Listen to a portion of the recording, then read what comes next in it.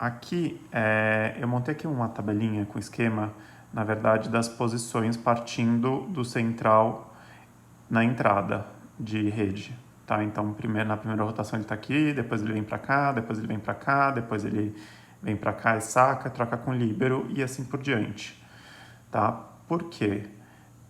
Existem correspondências no vôlei que são muito nítidas, né? A gente sempre tem dois ponteiros, um oposto ao outro, a gente tem dois centrais ou líberos, um oposto ao outro, que na verdade supostamente fazem a mesma atividade, né? Mas a gente tem o oposto e o levantador que são diferentes. E a partir dessa diferença aqui, que a dinâmica toda ela muda. E é com base nisso que assim todo o mecanismo, o aprendizado, enfim, a leitura do jogo se dá. Isso foi algo que eu demorei para me ligar, mas que é muito importante, tá?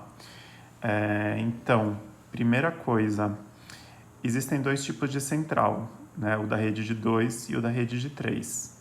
Qual que é a diferença, tá?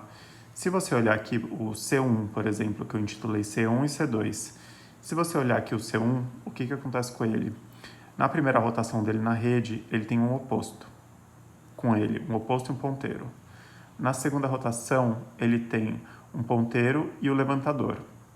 Na terceira rotação, ele tem também um ponteiro e um levantador. Ou seja, esse central 1, ele passa duas rotações com o levantador e uma rotação com o oposto, tá? Já o central 2 é diferente. Quando ele entra na rede, é justamente o oposto. Ele entra com o levantador e depois ele tem uma rotação com o oposto, que sobe para a rede, e depois mais uma rotação com o oposto. Ou seja, o central 1 ele tem duas rotações com o levantador e uma com o oposto, e o central 2 ele tem duas rotações com o oposto e uma rotação com o levantador. Tá, tudo bem, mas daí o que muda nisso tudo, né? O que muda são as possibilidades. Quando existem três atacantes, então aqui, por exemplo, a gente tem um oposto, a gente tem um central e a gente tem o central, o ponteiro e o oposto. O levantador está no fundo. Ele, quando for levantar, ele vai infiltrar e vai ter essas três opções de ataque, né? Quando ele já está na rede, quando o levantador já está na rede, ele não infiltra, né? Então ele vai ter só o central e o ponteiro para trabalhar na rede, ou em último caso o oposto, mas ele vai ser só no fundo através da pipe, tá? Mas pra gente, o que acontece? Qual que é a diferença disso tudo? O central 1,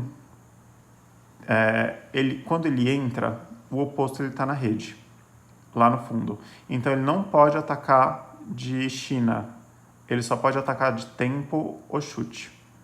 Nas outras rotações, ele tem duas rotações a mais para atacar na China, né? Porque o oposto sai, então a saída da rede ela fica livre, tá? Então, o levantador, o central, ele pode, o central 1, na primeira rotação, ele não ataca a China, ele pode qualquer outra combinação de bola menos China, e nas outras rotações ele pode atacar a China pela saída. Qual que é a característica desse central, né? Quando que o técnico ele coloca o central 1, que é o central que está do lado do levantador, que é o central da rede de 2, ele costuma optar por um central que tem uma maior facilidade em atacar, porque em duas das três rotações aqui da rede, ele vai estar dividindo só com mais um atacante, só com o ponteiro, né? Ao passo que o outro central, ele vai ter a ajuda de um oposto em mais oportunidades, tá? Então ele acaba sendo um central não tão bom em ataque, quer dizer, não necessariamente tão bom em bloqueio, mas que precisa ser um exímio atacante, né? Que para poder dar justamente cobrir tanto o meio como a outra ponta no quesito do ataque, tá? Outra coisa também que é importante, esse central que ele fica do lado do levantador, ele é um central que, assim, normalmente, o que o Lucas ele fala, né, que, por exemplo, o Roberto, ele não costuma ser esse central 1, não que ele não seja um bom atacante, mas como ele é canhoto, o canhoto ele tem dificuldade em bater a bola na China. Então, ele evita colocar o Roberto como central 1 pelo fato dele ser canhoto. Tá? Então, ele joga como central 2 e ele ataca de tempo e chute. Tá? Porque para ele fazer a corrida da China e bater com a mão esquerda é um pouco mais complicado. Tá? Então, esse é o ponto do central 1. Já o central 2 ele é diferente. Né? Ele tá com o oposto em 2 das 3 oportunidades. Né? Na primeira rotação, quando o central 2 ele entra na quadra, ele pode escolher qualquer tipo de ataque, porque ele vai estar sem um oposto do outro lado. Mas nas outras 2 rotações, ele também só vai poder atacar a tempo e chute. Tá? Ele costuma ser um jogador mais especialista, por assim dizer, em bloqueio do que de ataque. O central atacante, ele costuma ser central 1, que é o central da rede de 2, e o central 2 é um central mais eficiente, costuma ser, né, na teoria, claro que nem sempre isso se aplica, mais eficiente na questão do bloqueio. Tá? Então, acho que esse aqui assim, é só uma explicação da diferença entre esses 2 centrais.